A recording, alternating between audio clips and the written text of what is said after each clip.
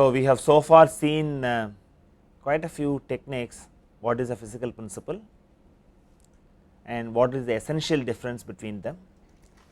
Now, we move on to another experimental technique, which is again a whole field technique, which is known as thermoelastic stress analysis. It is a whole field technique and it gives the variation of sum of principal stresses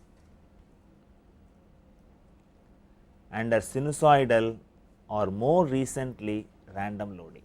Because if you look at the history, initially it was developed for sinusoidal loading. Once the technique has matured, people have found methodology to extract data even for random loading situations. And it does not give sigma 1 plus sigma 2, it gives variation of sigma 1 plus sigma 2. So, that is the difference. So, you have to have a cyclical loading on the object and you find out what happens, and here again you are employing a physics. We will see what is the physics behind this technique.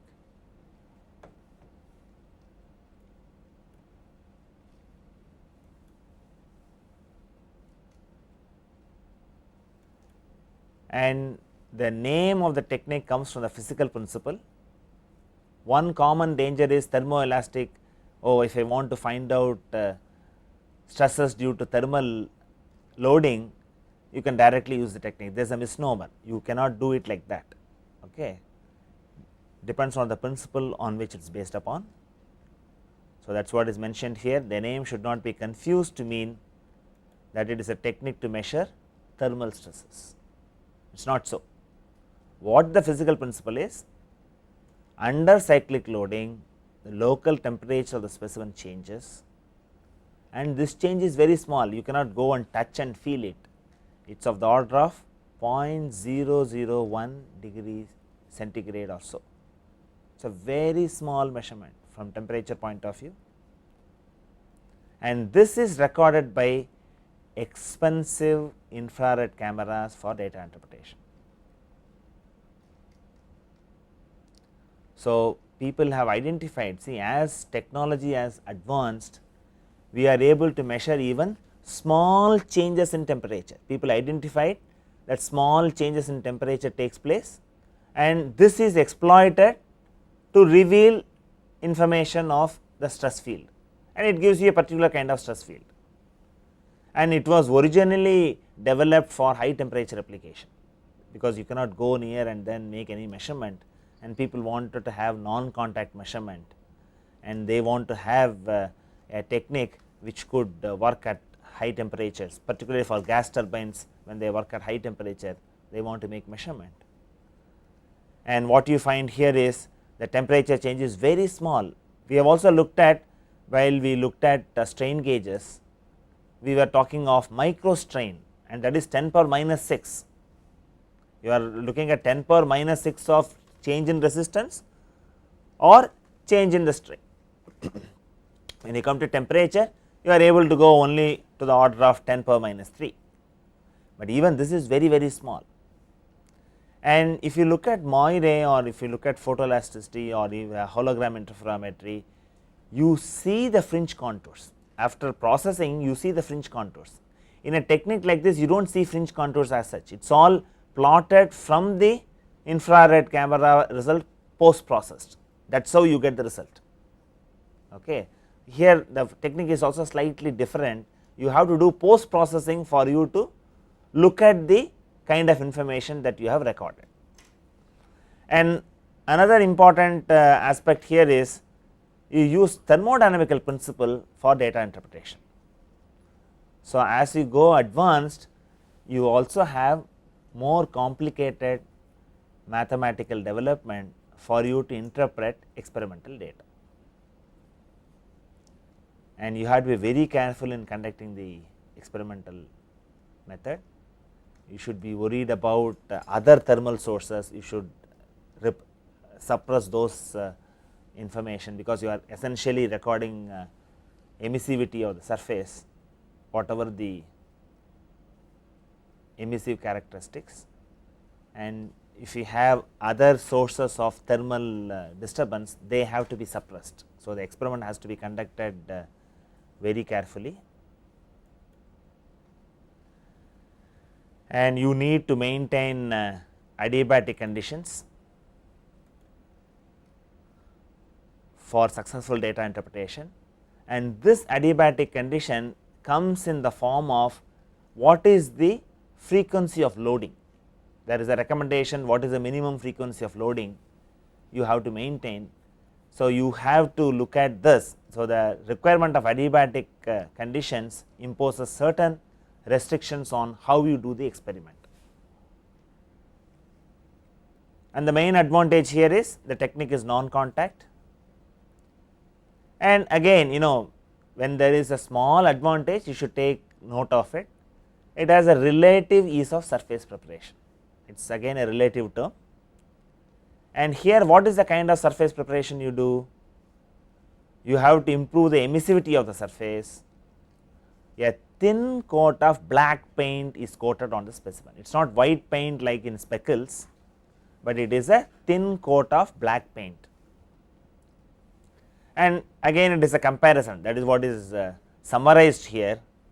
This is the only surface preparation needed, which is much simpler than to provide a birefringent coating for reflection photoelasticity or bonding specimen grating as in Moiré interferometry, so on and so forth. You can cite many such comparisons, that is not something difficult. So, what you find here is you have to apply a thin coat of black paint, and as I had said earlier, even to get a thin uniform coat, you need to develop skill.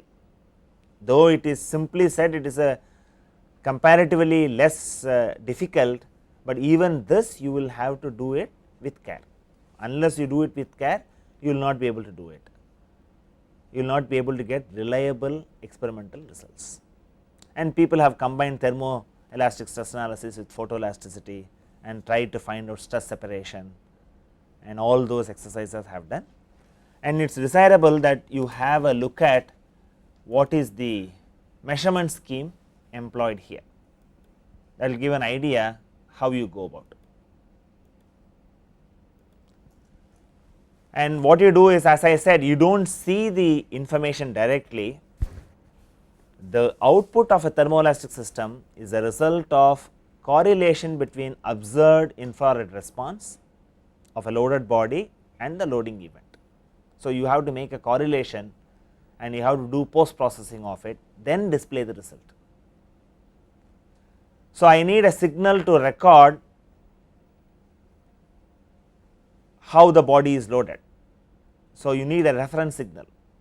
So, while performing an experiment, one needs to record a reference signal which is representative of the applied load. This is done, this can be done in various ways, that is what is listed below.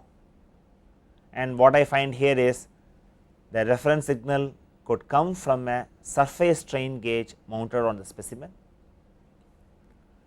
or from load transducers, or from the signal generator used to drive the loading event.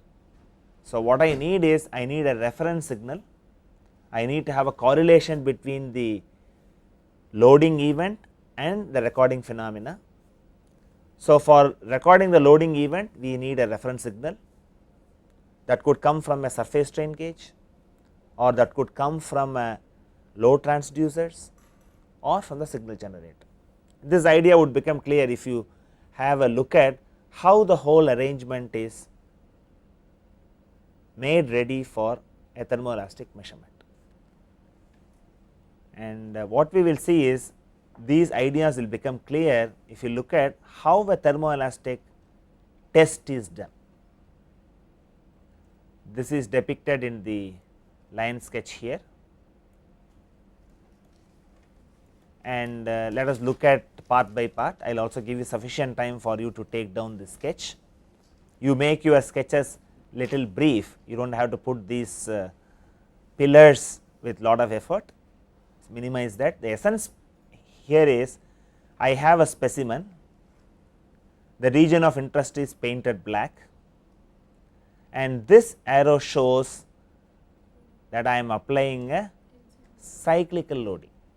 I do up and down, I do a cyclical loading. So, the model is subject to a cyclical loading, and this event is recorded by a thermoelastic camera.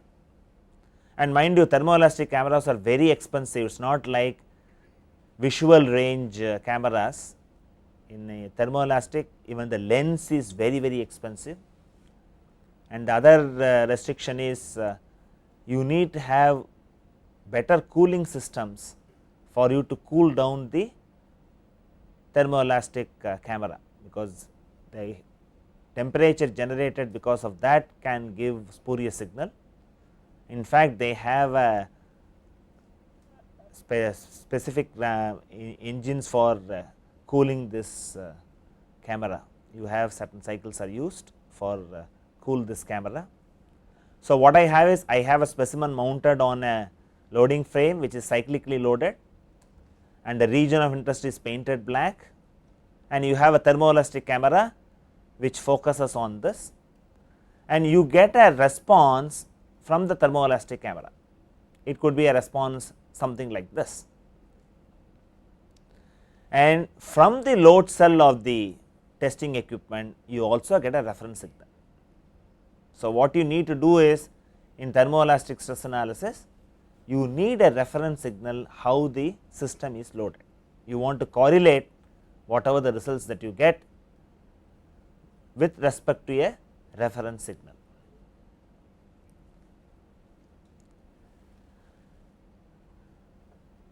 The camera by itself does not give you any information for you to visually look at. So, it has to be post processed and then displayed appropriately. So, what I have is, I have a data processing unit which takes the reference signal and which gives you the output. Once you take it to the computer, you could display this result in a fashion which is convenient for you to interpret.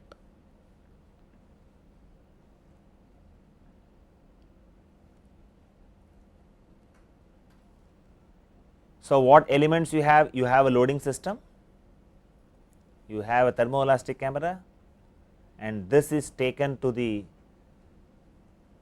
data processing unit. You also have a reference signal, and you post process this data and display the result. So, you have a plate with a hole with sigma 1 plus sigma 2 contours, they appear like this. You can also have a larger picture of this. This is how you have the display, and it is a post processed display.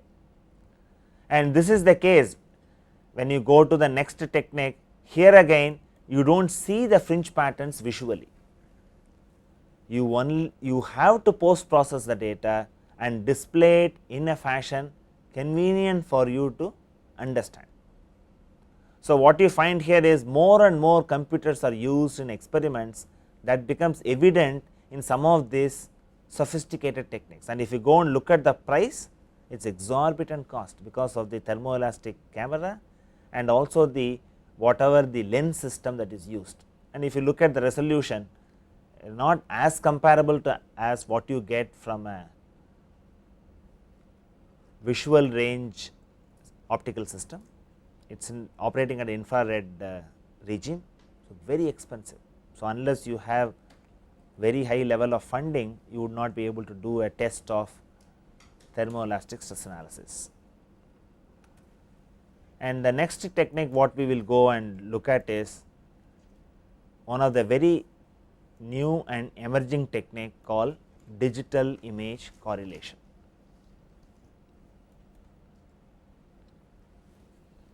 You know, the name itself is very interesting, it is image correlation. We have seen in the previous methodology, there is also some other type of correlation was taking place between the reference signal and your thermoelastic response, and this uses speckles, and these are called white light speckle. In the speckle method, what we did was, we had a laser beam impinging on the model, and you had speckles developed naturally. It was not artificially created. If you have a specularly reflecting surface, you had speckles because of laser illumination, and that was used for all the measurement. And this is the offshoot of that kind of an approach. Here you have the speckles arbitrarily done, you have the speckle arbitrarily done, it is done externally on the specimen under consideration, artificially it is done, and you use white light for data interpretation. So, you can really cover large areas comfortably, and you have to look at, this is a fine example of a technique where advancements in statistical data processing is fully used for interpretation of experimental data. So, it is more of, I always felt that it is more of computer processing and less of seeing the joy of looking at fringe patterns in real time. You will not see fringe patterns in real time in this, you will only see dots, speckles on the surface.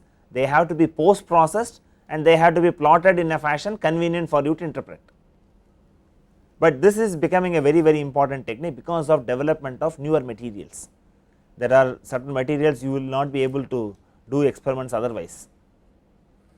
And as again, this is an optical technique. All optical techniques are by and large non-contact in nature. And here again, you know, you do not need a complicated surface preparation, but I should caution the speckle formation is not simple. You have to have randomness, you have to have particular characteristics and formation of speckles. Again, you have to develop skill, and size of the speckle matters, because you can do for multi-scale analysis. Depending on the scale on which you operate, you need to have that correct size of the speckle. So, though it said surface preparation is simple, in relation to strain gauge where you will have several steps for surface preparation, compared to that, here you have to only put the speckle by a spray gun, but that requires again skill. And what is the information it gives?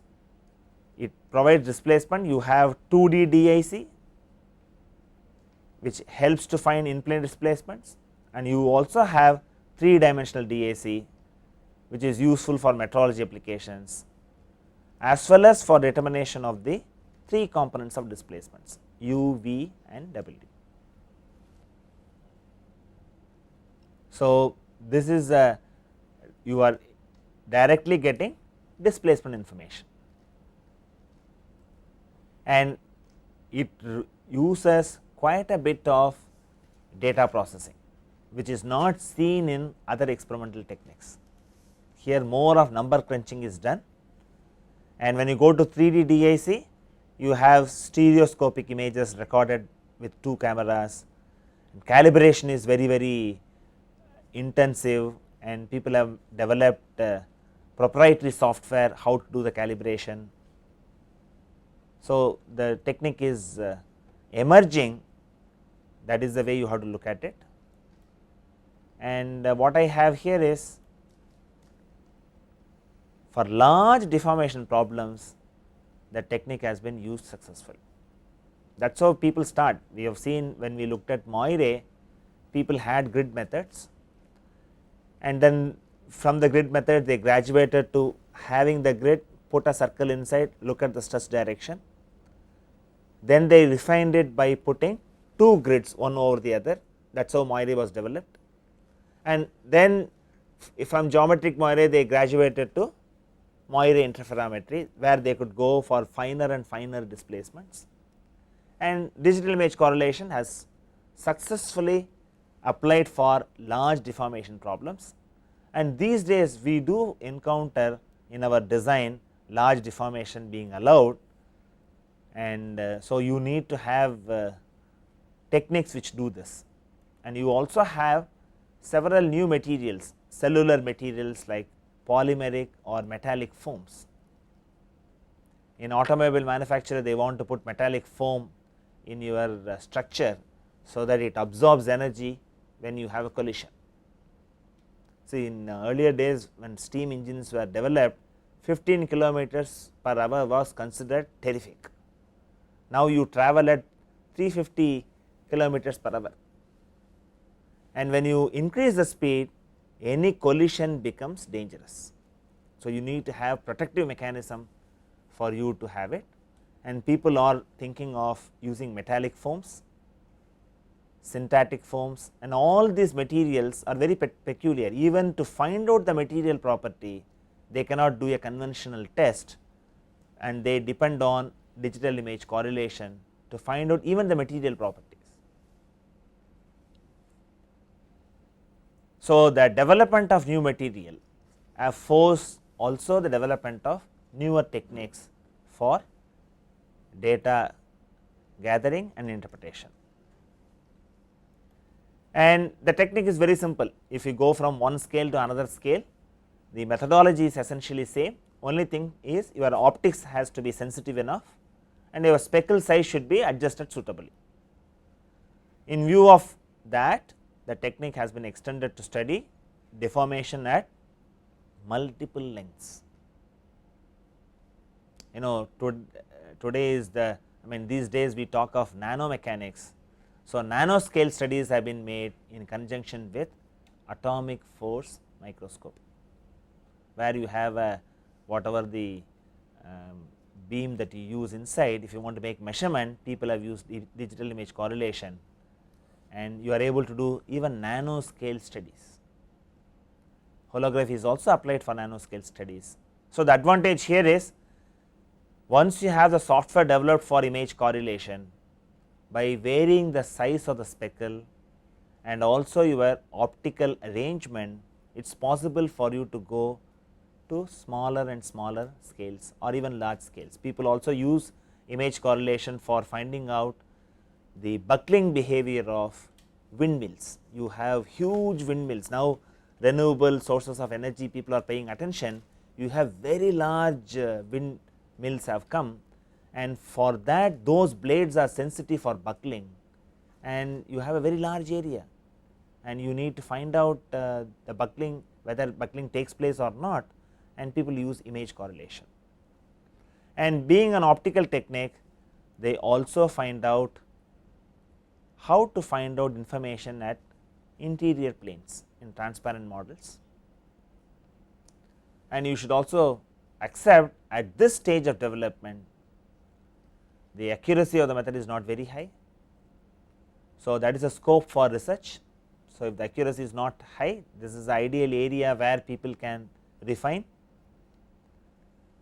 It is a very useful technique to get some information where conventional techniques fail, such as at very high temperature measurements. People have done at very high temperature, whatever is the, particularly when you are looking at re-entry vehicle systems in space technology, they look at re-entry vehicle system, they all subject to very high temperatures, and you need to have some measurement, and people have attempted using image correlation because of non-contact nature, and they have been able to get useful information for